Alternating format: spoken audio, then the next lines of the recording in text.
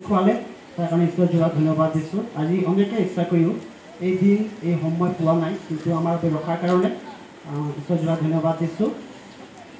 দ্বিতীয় ধন্যবাদ দিছোঁ প্ৰগ্ৰেম কমিটিক, যিহেতু আজি কাৰ্যসূচীত সভাপতি কৰিবলৈ মোৰ নামটো অনাৰ কাৰণে। পবিত্ৰ বাক্য কি কয় আমি সকলোৱে মন দি শুনি। সৈনিকবিলাকে যিটো ঠাট্টা কৰে, তেতিয়া হেনৰ পিছলৈ তেওঁক লৈ গৈ গোটেই সৈনিকসকলক মাতি গোটালে।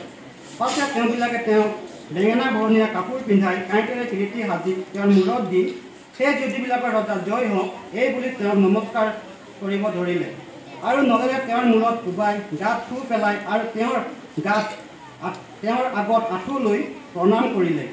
সেইদৰে তেওঁক বিদ্ৰোহ কৰিলত সেই বেঙেনা বৰণীয়া কাপোৰ গুচাই তেওঁৰ নিজৰ কাপোৰ পিন্ধাই তেওঁৰ কোচত দিবলৈ বাহিৰলৈ লৈ গ'ল।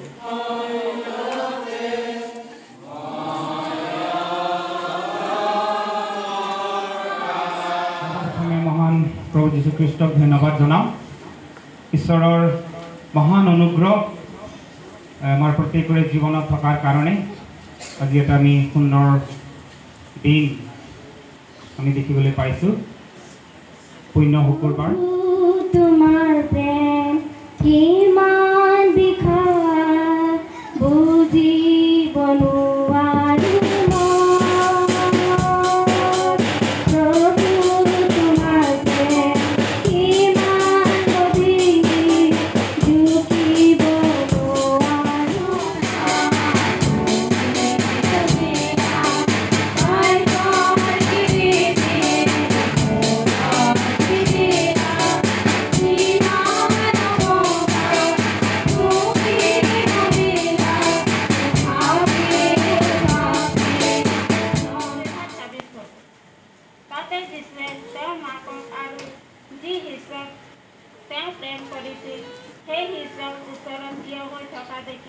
মাকক ক'লে, হে নাৰী চোৱা তোমাৰ পুত্ৰ।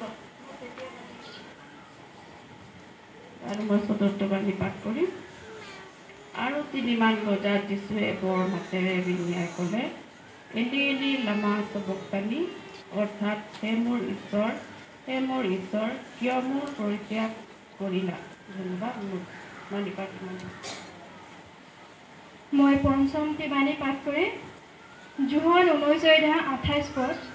তাৰ পাছত সকলো কৰ্ম যে এতিয়া শেষ হ'ল, যীশুৱে তাকে জানি শাস্ত্ৰীয় বচন সিদ্ধ হ'বৰ কাৰণে ক'লে, মোৰ পিয়া লাগিছে। আমি বহুত ভাগ্যৱান। আজি বহুত লোকবিলাকে আজি এই উদ্ধাৰ তেওঁবিলাকে নাপালে, কিন্তু আজি আমি যিমানে আজি আমি উপস্থিত হৈছোঁ প্ৰভুৰ উদ্দেশ্যে আজি প্ৰশংসা কৰিবৰ কাৰণে, তেওঁৰ স্তুতি কৰিবৰ কাৰণে আমাক সকলো ঈশ্বৰে